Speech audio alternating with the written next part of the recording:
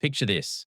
You walk into a bank, sit across from a lender, and ask the one question almost every Australian is asking right now. How much house can I actually afford? The answer hits harder than most people expect, because the rules of property in this country have shifted in ways nobody really explains on the news. A $250,000 home, a $500,000 home, a $1 million home, a $2 million home. Each one belongs to a completely different financial world, and most Aussies have no idea which world they actually live in.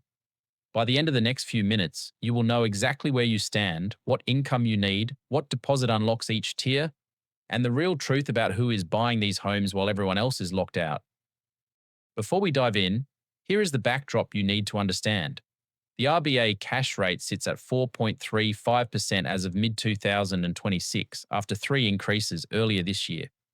The average owner-occupier variable rate is now around 5.98%.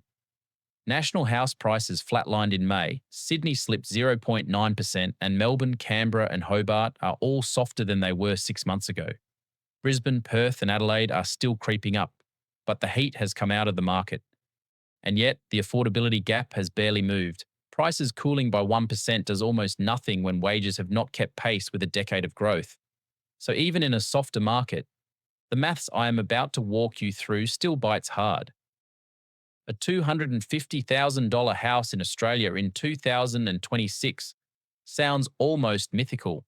The combined capital city median house price has now passed $1 million, so $250,000 feels like a relic from another decade.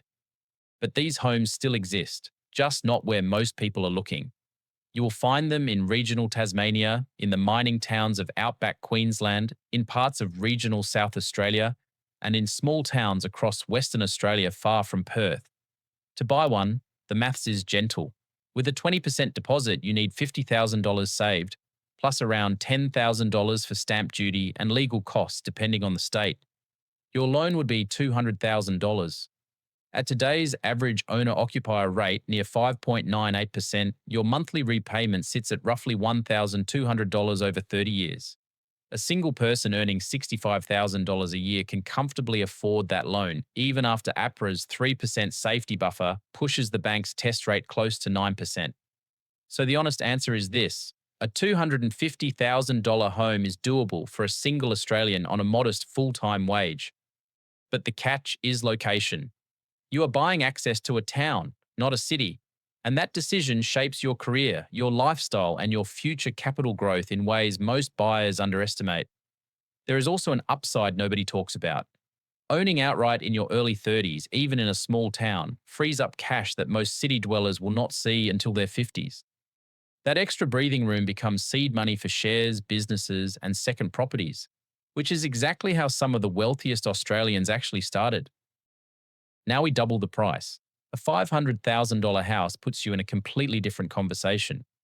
This is where you find homes in outer Adelaide, parts of regional Victoria, Hobart's outskirts, regional New South Wales, and the more affordable suburbs of Perth and Brisbane that have not yet caught the boom. With a 20% deposit, you are looking at $100,000 in cash, plus around $20,000 in costs. The loan of $400,000 at 5.98% costs you about $2,395 a month. To pass the bank's stress test, you need a household income of roughly $95,000 to $110,000 a year, depending on your other debts, dependents, and living expenses. So a single person on an above-average full-time salary can stretch into this tier, but it is far more comfortable for a couple. Two partners each earning $55,000 to $60,000 will sail through.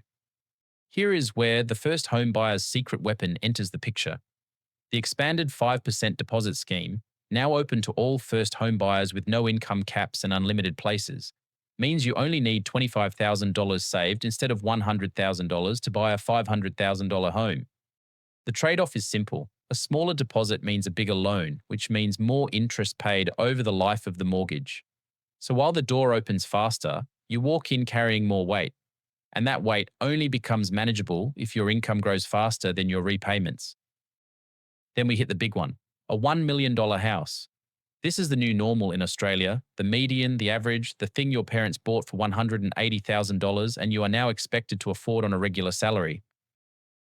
$1 million buys you a standard family home in Middle Ring, Brisbane, Outer Sydney, most of Melbourne, Inner Perth, and the better suburbs of Adelaide. With a 20% deposit, you need $200,000 in savings, plus close to $50,000 in stamp duty and costs in most states. Your loan of $800,000 costs roughly $4,790 a month at current rates. The bank will want to see a household income of around $180,000 to $200,000 a year. That is two full-time professionals, both earning well above the national average of $110,000. And here is the uncomfortable truth nobody on social media wants to admit. The median Australian household earns about $100,000 a year. That is half of what you now need to buy a median home. This is why the typical household spends 45.9% of their income just to cover a new mortgage. It is why your friends seem to be drowning even though they earn good money. The math simply does not work for one income anymore, and pretending otherwise is how people end up with mortgage stress that wrecks their 20s and 30s. There is also a generation gap hiding inside this number.